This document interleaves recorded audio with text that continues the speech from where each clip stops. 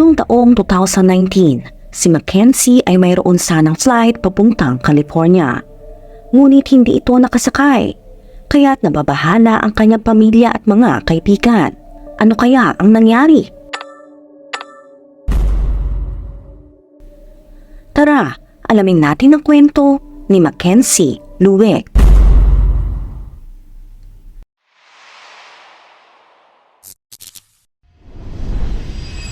Si Mackenzie Lueck ay pinanganak noong March 8, 1996. Ito ay sa El Segundo, California. Lumaki siya sa isang malapit na pamilya, kasama ang kanyang mga magulang na sina Greg at Diana, at ang kanyang tatlong kapatid na lalaki. Ang pagpapalaki sa kanya ay nakaugat sa The Church of Jesus Christ of Latter-day Saints, na nagbibigay sa kanya ng matibay na pagpapahalaga at pakikilahok sa komunidad. Mula pagkabata, pinapakita ni Mackenzie ang kanyang hilig sa sports, pati na rin sa aktibong pamumuhay. Lalo siyang sumikat sa swimming at water polo noong siya ay nasa El Segundo High School. Pagkatapos niya sa high school, lumipat siya sa Salt Lake City upang mag-aral sa University of Utah, kung saan siya ay kumuha ng kursong kinesiology. Siya ay pumasok din sa Alpha Chi Omega sorority. Inilarawan ng mga kaibigan ni Mackenzie na siya ay isang positibo at maasikaso na tao. Palaging nagsusumikap na mapasaya at pahalagahan ng iba. Medyo mahiyain siya kumpara sa inaasahan ng ibang tao. Pero kapag nakilala mo siya, maganda ang personalidad niya. Kaya niyang patawanin ng sinuman. Sa kabila ng kanyang abalang schedule, natagpuan ni Mackenzie ang oras upang magtrabaho sa isang kumpanya. Ito ay biological testing sa Salt Lake City. Nais niya mag-aral sa nursing o medical school pagkatapos ng kolehiyo. Dahil sa ang kanyang hangarin ay makatulong sa iba at magkaroon ng positibong epekto sa mundo at sa paligid niya. Noong unang bahagi ng June 2019, nakaranas si Mackenzie ng malaking kalungkutan. Ito ay sa pagpanaw ng kanyang minamahal na lola. Agad siyang lumipad patungong Los Angeles upang dumalo sa libing. Ilang araw pagkatapos, noong June 16, 2019, sumakay siya sa isang flight pabalik sa Utah, na dumating sa Salt Lake City International Airport bandang 1:35 ng umaga kinabukasan. Pagdating, nag-text si Mackenzie sa kanyang ina bandang 2:01 ng madaling araw upang ipaalam na siya ay nakarating ng maayos. Noong Lunes, June 17, 2019, puno ang schedule ni Mackenzie ng mga klase sa universidad, ngunit hindi siya pumasok. Bagaman bagong dating mula sa flight mula sa California noong nakaraang gabi, hindi agad nabahala ang mga kaibigan ni Mackenzie sa kanyang pagkawala. Inisip nila na baka na jetlag siya o patuloy na nagluluksa sa pagkawala ng kanyang lola. Ngunit ang hindi na ito pumasok sa kanyang mga klase sa mga sumunod na araw at hindi na ito nakapag-midterm exams, ay nagsimula na mag-alala ang kanyang mga kaklase. Lahat sila ay kinokontak siya, ngunit walang natanggap na sagot. Sabi pa ng isang kaibigan, nag-text ako sa kanya pero walang reply. At ngayon naisip ko baka galit siya sa akin dahil sa isang bagay. Mas lalo pang lumala ang sitwasyon na maging malinaw na kahit ang pamilya ni Mackenzie ay hindi nakatanggap ng balita mula sa kanya. Mula pa noong nag-message siya sa kanyang ina matapos ang kanyang pagdating sa Salt Lake City. Habang lumilipas sa mga araw na walang balita kay Mackenzie, mas lalong nag-alala ang kanyang mga mahal sa buhay. Naghanap sila ng paraan upang maabot siya sa pamamagitan ng mga mensahe at tawag, ngunit wala silang natanggap na sagot. Nalaman nila na naka-off na ang kanyang cellphone na lalong nagpadagdag ng kanilang pag-aalala. Noong June 20, 2019, nakipag-ugnayan ang ama ni Mackenzie na si Greg sa Salt Lake City Police Department upang humiling ng welfare check sa bahay ng kanyang anak. Nang araw ding iyon, 2 patrol officers ang nagpunta sa townhouse na inuupahan ni Mackenzie. Nang makita ang kanyang sasakyan sa driveway, iniisip nilang magandang tanda ito. Ngunit wala silang natanggap na sagot nang kumatok sila sa pinto. Sa pagtingin nila sa bintana, wala silang nakitang tao sa loob. Nang makipag-ugnayan sila kay Greg para i-update siya sa sitwasyon, sinabi nila ang kanilang nakita. Kinabukasan, in-interview ng mga otoridad ang mga propesor at kaklase ni Mackenzie, pati na rin sa kanyang mga katrabaho sa kumpanya ng biological testing. Wala sa kanila ang nakakarinig mula sa kanya sa nakaraang mga araw. Sa pag-unawa sa kahalagahan ng sitwasyon, iniakyat ng Salt Lake City Police Department ang kaso ni Mackenzie. Samantala, ang mga kaibigan ni Mackenzie ay nagsimulang mag-print ng mga missing person flyers at ipinamahagi ito sa buong lugar. Gumamit din sila ng social media para ipaalam sa maraming tao ang biglaang pagkawala niya. Nagtatag sila ng Facebook page na tinatawag na Find Mackenzie Lubeck bilang sentral na lugar para sa pagtipon ng anumang posibleng lead para sa paghahanap sa kanya. Isa sa mga unang ginawa ng mga investigador ay ang pagsusuri sa surveillance footage mula sa Salt Lake City Airport noong gabi ng pagkawala ni Mackenzie. Ang CCTV footage ay nagdokumento ng kanyang pagdating sa terminal. Nakita rin siya na naglakad patungo sa baggage claim area kung saan kinuha niya ang kanyang bagahe. Isa pang clip ang nagpakita kay Mackenzie na sumakay sa isang sasakyan sa labas ng baggage claim zone at dito na siya huling nakita. Matapos malaman ang tungkol sa airport footage, agad na nakipag-ugnayan ng pamilya ni Mackenzie sa Lyft at Uber upang suriin kung alin sa mga rideshare service ang naghatid sa kanya mula sa airport. Nakumpirma na mula sa Lyft ang ginamit ni Mackenzie noong gabing iyon. Dahil dito, nakakuha ng search warrant ang mga otoridad upang malaman pa ang detalye tungkol sa pagbiyahe ni Mackenzie noong madaling araw ng June 17, 2019. Agad nilang natuklasan na si Mackenzie ay isinakay ng isang Lyft driver na may pangalang Michael Canada. Dinala siya nito sa North Salt Lake at binaba siya sa Hatch Park bandang 3 a.m. Ang park ay nasa isang abalang downtown area, nakatago sa pagitan ng mga apartment complex at mga restaurant. Ito ay mga kalahating oras na biyahe mula sa apartment ni Mackenzie. Ang mga record ay nagpakita na ang cellphone ni Mackenzie ay in-off makalipas ang ilang sandali matapos ang kanyang Lyft ride. Ang mga revelasyon na ito ay lalo pang nagbigay ng alalahanin sa mga mahal sa buhay ni Mackenzie. Hindi nila maisip kung bakit nais siyang ibaba sa lugar na iyon sa ganoong oras. Ang katotohanang naka-off ang kanyang cellphone ay nagbigay sa kanila ng hinala na ito ay bahagi ng isang masalimuot na plano upang kunin siya. Ang paghahanap sa Lyft driver na si Michael Canada ay naging hamon para sa mga investigador dahil tila siya ay umiiwas sa kanilang mga paghahanap. Kinailangan na maraming oras at tiyaga bago siya nakontak. At dahil dito sila ay lalong naghinala. Nang makausap nila ang driver, agad siyang tinanong tungkol sa mga pangyayari noong gabing iyon. Ipinahayag ni Canada na hindi niya kilala si Mackenzie bago siya maging pasahero nito noong June 17. Itinagdag niya na siya ay tila nasa magandang pakiramdam sa buong biyahe. Nagbiro pa siya tungkol sa kakaibang lugar na pinagbabaan niya at binanggit na may naghihintay na tao sa park para kay Mackenzie. Malinaw na kilala niya ang tao na kanyang makikita. Batay sa kanilang maikling pakikipag-ugnayan, iniisip ni Canada na maayos ang kanyang pagkakakilala sa taong iyon, kaya tinanggi niya ang anumang alalahanin. Nagpatuloy siya sa kanyang shift na nagsusundo ng iba pang mga pasahero.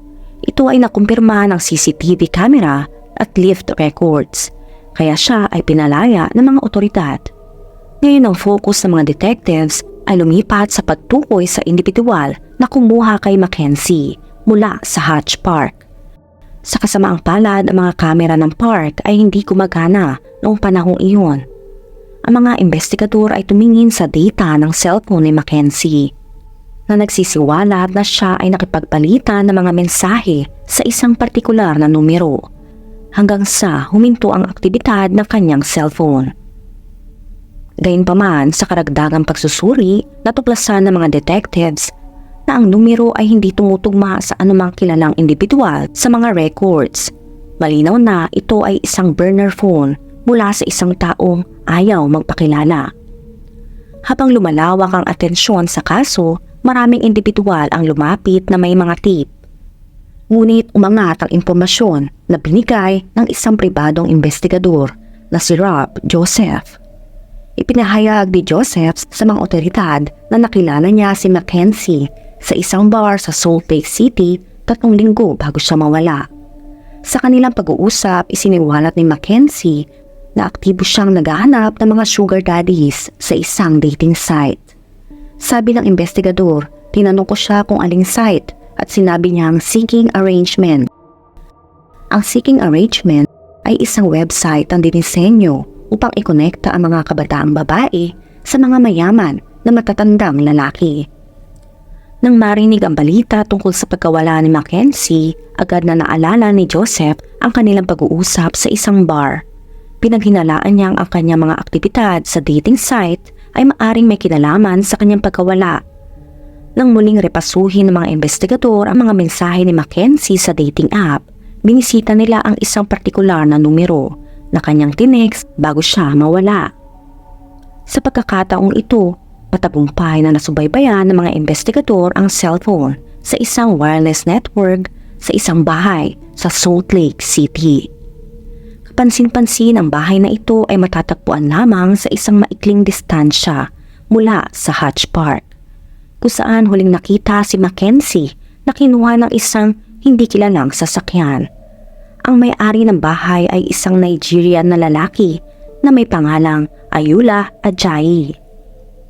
Si Ajayi ay may green card na nagpapahintulot sa kanya na legal na manirahan at magtrabaho sa Estados Unidos. Nag-aral siya ng computer science sa Utah State University mula 2009 hanggang 2016, ngunit hindi ito nagtapos dahil sa pag-alis sa campus noong 2012 dahil sa mga issue sa visa at aligasyon ng pagnanakaw ng isang iPad. Pagkatapos nito, nagtrabaho si Ajayi bilang isang information technology specialist at nagkaroon ng maikling panahon sa Army National Guard. Siya rin ay nag-self-publish ng isang crime novel sa Amazon. Mayroon din siyang negosyo sa Airbnb kung saan nirekomenda niya ang mga silid sa kanyang basement. Noong June 22, 2019, binisita ng mga otoridad ang tahanan ni Ajayi at tinanong siya hinggil sa anumang posibleng koneksyon sa pagkawala ni Mackenzie. Agad na tinanggi ni Ajayi na kilala niya si Mackenzie. Nang tanungin tungkol sa mga mensahe na nagmula sa kanyang IP address, pinaliwanag niya na dahil sa kanyang negosyo, siya ay may bukas na Wi-Fi network kaya maaari ang kanyang mga nakaraang bisita o mga kapitbahay ang gumamit nito upang makipag-ugnayan sa kanya. Pagkatapos suriin ang kanyang bahay at walang makitang kahinahinala, umalis sa mga opisyal. Nang gabing iyon, kusang pumunta si Ajayi sa Salt Lake City Police Department. Sa pagkakataong ito, inangkin niyang nakatanggap siya ng mensahe mula sa numero ni Mackenzie bandang 2:58 a.m. Noong June 17, 2019, ayon kay Ajayi, ang mensahe ay naglalaman lamang ng mga tanong nang walang pagkakakilanlan mula kay Mackenzie. Pinagpalagay niya na maaring nakita ni Mackenzie ang kanyang profile. Ito'y sa Seeking Arrangement at nakuha ang kanyang contact information doon. Paliwanag pa ni Ajayi na tinanghang sagutin ang mensahe upang kumpirmahin kung nakita ni Mackenzie ang kanyang profile sa Seeking Arrangement. Ngunit hindi siya nakatanggap ng tugon. Tiniyak niya sa mga pulis na ito lamang ang kabuoang pakikipag-ugnayan niya kay Mackenzie. Sa puntong ito, halos nakumpirma na ng mga investigador na si Ajayi ang huling tao na nakipag-ugnayan kay Mackenzie. Ngunit dahil wala pang matibay na ebidensya na siya ay sangkot sa pagkawala niya, napilitan siyang pakawalan. Bago siya umalis, binigay niya ang kanyang numero sa mga otoridad kung sakaling kailangan siyang tawagan ulit. Pagkatapos nito, natuklasan ng mga investigador na may nakaschedule na flight si Mackenzie papuntang Las Vegas, ilang araw pagkatapos niyang bumalik sa Salt Lake City noong June 17. Natuklasan din nila ang ilang aktibidad sa kanyang bank account at sa kanyang social media profile na nagbigay ng pag-asa na maaring nasa mabuting kalagayan si Mackenzie. Posibleng nagpasya itong maglakbay ng biglaan at kumuha ng pansamantalang pahinga mula sa pakikipag-ugnayan sa kanyang pamilya at mga kaibigan.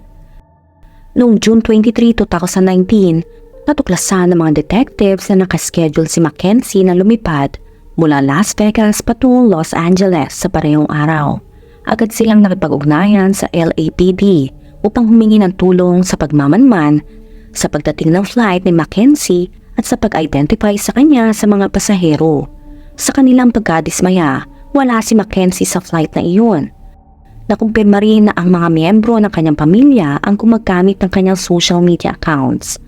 Dagdag pa rito, natuklasan ng mas malalim na investigasyon na ang mga flight ni Mackenzie papuntang Las Vegas at Los Angeles ay maaring pinondohan ng kanyang mga sugar daddies.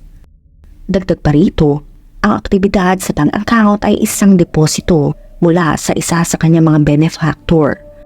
Ang mga tuklas na ito ay nagdulot ng pagkabigla sa mga mahal sa buhay ni Mackenzie na walang kaalam-alam tungkol sa lihim niyang pamumuhay. Sa kabila nito, nanatili silang matatag sa kanilang suporta para sa kanya. Umaasa silang matatagpuan pa rin siya ng buhay. Dahil si Ajayi ang huling taong kilalang nakipag-ugnayan kay Mackenzie, ay mas lalo pang nagsiyasat ang mga otoridad sa kanya. Nakuha nila ang tracking data para sa contact number na binigay ni Ajayi na nagbukas sa isang malaking pagkatuklas. Ang mga record ng cellphone ni Ajayi ay nagpakita na siya ay nasa Hodge Park sa parehong oras na inihatid si Mackenzie ng Lyft driver. Sa bagong impormasyon na ito, nakuha ng pulisya ang search warrant para sa tahanan ni Ajayi. Dati nagsagawa lamang sila ng pangunahing pagsisiyasat dahil sa kakulangan ng warrant. Ngunit noong June 26, 2019, gamit ang warrant, maingat na siniyasat ng mga pulis ang bawat sulok ng bahay ni Ajayi. Isa sa mga unang napansin nila ay ang walang sapin na kutsyon sa kanyang kwarto. Nakaamoy rin sila ng malakas na amoy ng bleach. Nakipag-usap din ang mga opisyal sa mga kapitbahay ni Ajayi na nagsabi na noong June 17 at 18, 2019, siya ay nagsunog ng basura sa kanyang likod bahay. Inilarawan nila ito bilang labis na mausok at masangsang ang amoy, kung saan ang mga sinunog ay tila naglalaman ng piraso ng damit na gawa sa peking balat o vinyl. Pagkatapos ng revelasyon na ito, sinuri ng mga detectives ang likod bahay ng Nigerian. Sa kanilang pagkagulat, natuklasan nila ang isang bahagi ng lupa na kamakailan lamang ay parang ginanaw. Agad nilang dinala ang isang cadaver dog para sa karagdagang pagsisiyasat.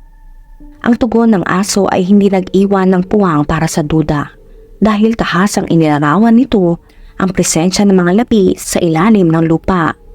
Dahil dito, pinigil ng mga otoridad si Ajayi sa anumang hakbang nito habang ang mga forensic experts ay nagsagawa ng paghuhukay sa likod bahay. Matapos ang ilang oras ng paghuhukay, natagpuan nila ang mga nasunog na damit at handbags. Nakakita rin sila ng isang malubhang nasirang iPhone na may mga palatandaan ng matinding pagkasunog. Lalo pang nakakabahala, natukoy ng medical examiner ang mga piraso ng tissue ng tao sa gitna ng paghuhukay. Agad nilang dinala ang mga item na ito sa State Crime Lab para sa karagdagang pagsusuri. Sa kabila ng tumataas na ebidensya laban kay Ajayi, wala pang tiyak na patunay na nag-uugnay sa kanya sa pagkawala ni Mackenzie. Kaya naman wala nang magawa ang pulisya kundi palayain siya muli. Sa mga sumunod ng 2 araw, ang mga forensic experts ay masigasig. Noong umaga ng June 28, 2019, nagkaroon ng breakthrough.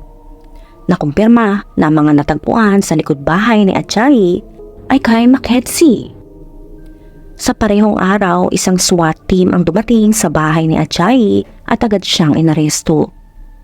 Sa karagdagang pagsusuri sa phone data ni Ajayi ay nagpakita na noong June 23, 2019, siya ay naglakbay ng humigit kumulang 85 miles mula sa kanyang tahanan patungong Logan Canyon.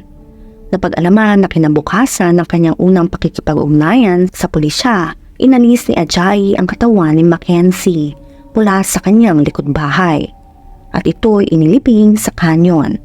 Ilang araw matapos nito noong July 5, 2019, matagumpay na natagpuan ng mga otoridad ang mga labi ni Mackenzie. Ito'y sa Logan Canyon. Habang ang prosecution team ay naghahanda para sa kanilang kaso laban sa Nigerian, lumitaw ang higit pang detalye tungkol sa tunay na nangyari kay Mackenzie sa gabing siya ay nawala. Lumabas na nakilala ni Mackenzie si Ajayi sa pamamagitan ng seeking arrangement site noong kalagitnaan ng 2019. Pagkatapos ng ilang linggong pag-uusap, nagkasundong magkita sila agad. Matapos ang pagbalik ni Mackenzie sa Salt Lake City mula sa libing ng kanyang lola. Dahil ang kanyang flight noong June 16 ay nakatakdang dumating sa madaling araw ng sumunod na araw, nagkasundong magkita sila sa Hatch Park, bandang 3:00 ng umaga noong June 17. Hindi alam ni Mackenzie na ang lalaki na akala niya ay maaring maging isang benefactor ay may masamang plano. Pagdating nila sa bahay ni Ajayi, agad silang pumunta sa kanyang kwarto kung saan siya ay inatake. Tinali ni Ajayi ang kanyang mga kamay sa likod gamit ang zip ties at lubid. Nang hindi pa rin siya mapigilan, kinuha ni Ajayi ang isang sinturon at ginamit ito para saktan si Mackenzie. Dito na siya huminto sa paggalaw upang tiyakin na siya ay wala na. Tinamaan ng panghuling suntok si Mackenzie. Pagkatapos ito, sinunog ang katawan at mga gamit nito. Pagkatapos inilibing sa kanyang likod bahay. Itinapon din niya ang kutsyon na may mansya kung saan nasawi si Mackenzie. Ang autopsy ay nagpakita na si Mackenzie ay nasawi dahil sa puwersa sa kanyang. Ito'y nagpapatunay na matinding dinanas ni Mackenzie mula kay Ajayi. Habang nagpapatuloy ang investigasyon, isang kontraktor na nagngangalang Brian Wolf ang nagbahagi na minsan siyang tatanggap sana ng trabaho mula kay Ajayi. Ito'y para magtayo ng isang lihim at soundproof na kwarto na may malalaking hook sa dingding. Ang idea ay nagpaalala sa kontraktor, kaya tinanggihan niya ang proyekto. Nang makita niya sa balita na ang kanyang dating kliyente ay inaresto para sa pagpaslang sa isang babae, naisip niya na nakatakas siya mula sa paggawa ng kwarto kung saan doon maaring makagawa si Ajayi ng mga nakakatakot na gawain. Ang paglilitis kay Ayula ay unang nakatakdang magsimula noong March 12, 2020. Ngunit ito ay pinagpaliban upang bigyan ng karagdagang oras ang prosecution na suriin ang mga ebidensya. Noong October 7, 2020, pinili ni Ayula Ajayi ang mag-plead guilty sa lahat ng kaso na may kinalaman sa pagkawala ni Mackenzie. Kaya tinanggap na niya ang parusa nang hindi dumaan sa trial. Dinagdag pa niya ang pag-amin sa isang pagdukot noong March 2018 at isang paglabag sa ibang babae noong 2019. Noong October 23, 2020, si Ajayi ay hinatulan ng habang buhay na pagkakakulong na walang parol. Sa panahon ng hatol, humingi siya ng tawad sa pamilya ni Mackenzie, ngunit hindi niya pinaliwanag kung bakit niya ginawa ang karumal-dumal na gawain. Sinabi ni District Attorney Sim Hill, ang motibo ni Ajayi ay para maranasan ang pakiramdam ng pagpaslang o maaring nakukuryos siya kung paano kumitil ng buhay. Ang maagang pagkawala ni Mackenzie Lueck ay nag-iwan ng malalim na epekto sa kanyang pamilya, mga kaibigan at sa komunidad. Noong July 1, 2019, nagkaroon ng vigil sa University of Utah kung saan daan-daang tao ang nagtipon para magbigay pugay sa buhay ni Mackenzie. Sa gitna ng mga nagniningning na kandila, ibinahagi ng kanyang mga mahal sa buhay ang kanilang mga alaala mula sa birthday party para sa kanyang pusa na si Nova hanggang sa pagmamahal niya sa street tacos. Nagkwento sila tungkol sa kabutihan ni Mackenzie, ang dedikasyon niya sa pag-aaral at ang kanyang walang kondisyong suporta sa kanyang pamilya at mga kaibigan. Bagaman nagdadalamhati pa rin sa pagkawala ng kanilang anak, nakahanap ng ginhawa ang pamilya ni Mackenzie sa sobrang suporta at mga dasal mula sa komunidad. Nagpasalamat din sila sa Salt Lake City Police Department para sa kanilang pagsisikap na makamit ang katarungan para kay Mackenzie. Patapos ang pagkawala, nangako ang pamilya ni Mackenzie na gagawin nila makabuluhan ang kanyang alaala sa pamamagitan ng pagtulong sa mga biktima ng karahasan.